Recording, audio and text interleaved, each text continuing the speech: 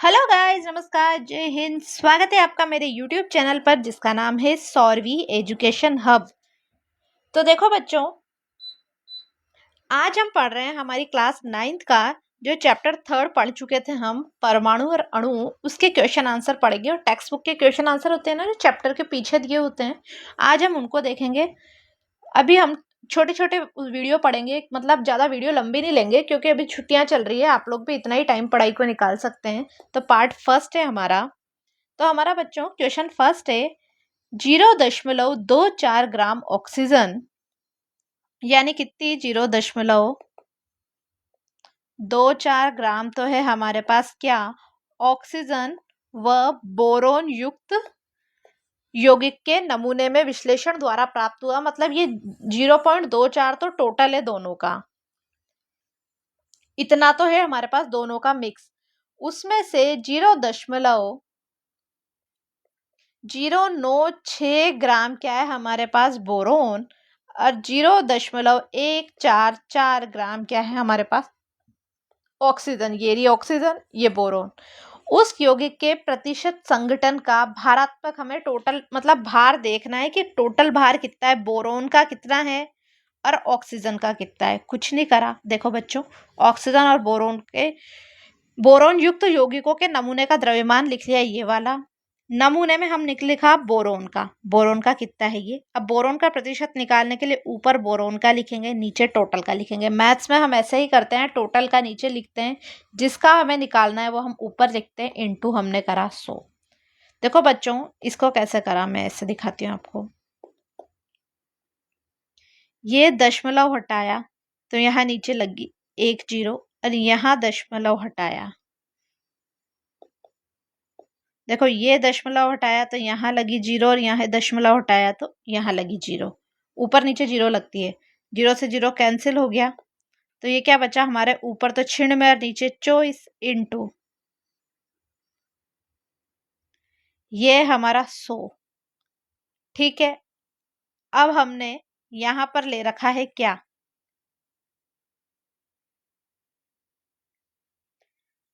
देखो बच्चों, यहाँ दशमलव हटाई तो दशमलव के बाद कितने 3 संख्याएं, तो हमारे पास कितनी 0 आएगी, 1। मैं दोबारा ही एक्सप्लेन कर देती हूँ आपको, इधर रफली लिख के सॉल्व कर देते हैं।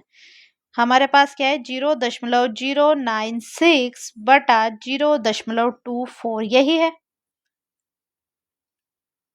बच्चों। ये दशमलव हटाई तो हमारे पास इधर क्या आ गई, 3 0। कैसे आई ये 3 0 के, दशमलव के बाद 3 0, 3 संख्या है।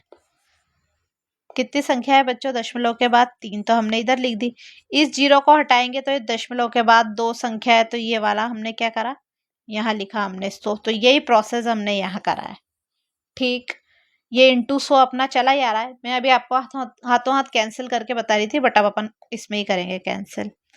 अब क्या करा, इस 2 0 से ये 2 0 कैंसिल, इस 0 से ये कैंसिल। ठीक बच्चों,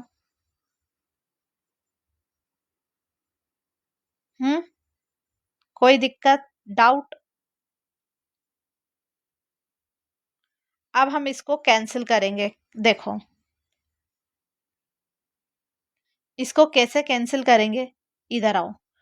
96 बटा 24 है ये हमारे पास, 2 एकम 2, 2 दूनी 4, 2 चौक 8, एक इधर बचा, 2 अट्ठ 16, 12 चौक 48। ये कितना हुआ, 4 तो ये, और एक ये वाला 0 जो हमारा बच रहा है, कौन सा वाला, ये वाला, वो इधर लिख दिया। तो हमारा आंसर क्या आ रहा है, 40%।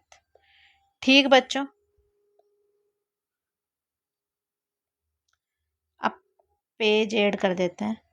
अब हमारे पास दूसरा देखो, ऑक्सीजन का द्रव्यमान, हमें ऑक्सीजन का भी निकालना है। ये तो हमारे बोरोन का निकला, अब हमारे अपने ऑक्सीजन के पे। ऑक्सीजन का जो द्रव्यमान दे रखा है 0.144, और टोटल जो है हमारा ये 0.24, प्रतिशत निकालना है तो 100। इसमें भी क्या करा, इस दशमलव को हटाएंगे तो ऊपर 2 0 क्यों आई, क्योंकि दशमलव के बाद 2 0 है। इस दशमलव को हटाया तो नीचे 3 0 आई, क्योंकि दशमलव के बाद 3 0 है। 100 अपनी जगह है ही सही। ठीक बच्चों, तो मैं इधर लिख देती हूँ पहले, कैलकुलेशन 144/24 इंटू 100/1000 इंटू 100, यही है हमारे पास।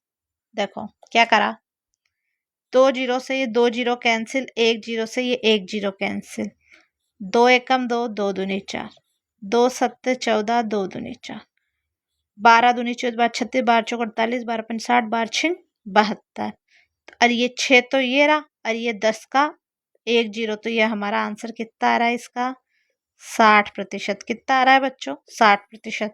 तो दोनों के संघटन आ गए कि ये इतना और ये इतना। ओके, मैंने ये कैलकुलेशन भी आपको समझाने के लिए करी है, वैसे मैंने पूरी पहले ही लिख दी थी।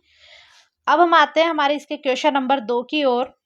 3 ग्राम कार्बन 8 ग्राम ऑक्सीजन में जलकर 11 ग्राम CO2 बनाता है। देख लो ना, 8 9 10 11 हो गए, 11 ग्राम CO2 का निर्माण करता है।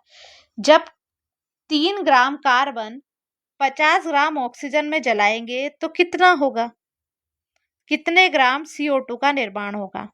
आपका उत्तर रासायनिक संयोजन के नियम के अनुसार नियम पर निर्धारित होना चाहिए। तो देखो बच्चों, जब 3 ग्राम कार्बन को हम 50 ग्राम ऑक्सीजन में जलाएंगे तो कार्बन डाइऑक्साइड का निर्माण करने के लिए 8 ग्राम ऑक्सीजन ही उपयुक्त रहेगा, क्योंकि इनका तो एक रेशो होता है। क्या होता है बच्चों, 8 ग्राम ही होगा, 50 ग्राम यूज ही नहीं आएगा। क्योंकि चाहे कितनी मात्रा में ऑक्सीजन को क्यों नहीं जलाया जाए, कुछ भी कर लो, क्योंकि एक स्थिर अनुपात से बनता है हमारे रसायन।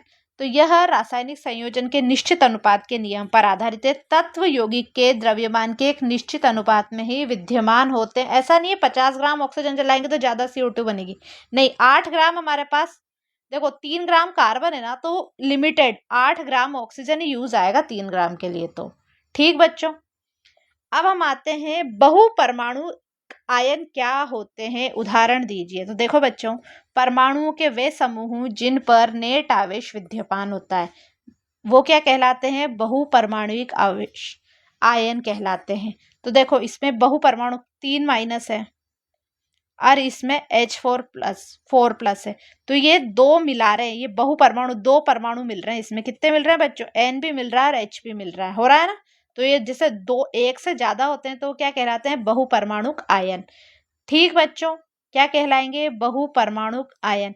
अब यहाँ 3 माइनस था तो ये 3+ 1 प्लस से तो कैंसिल हो गया, 3+ से 1 प्लस बच गया, क्योंकि यहाँ 4 है यहाँ 3 है, एक ही बचेगा, 3 से 3 वाला कैंसिल हो गया, 1 प्लस बच गया। ठीक, 2 परमाणु से मिलकर बना, इसलिए बहुपरमाणुक आयन कहलाते हैं।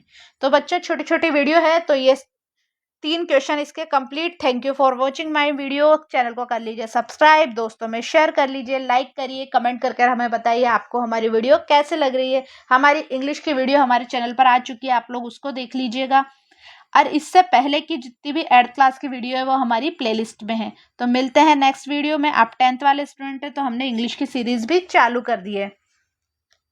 ठीक बच्चों, मिलते हैं नेक्स्ट वीडियो में, तब तक के लिए टाटा बाय बाय।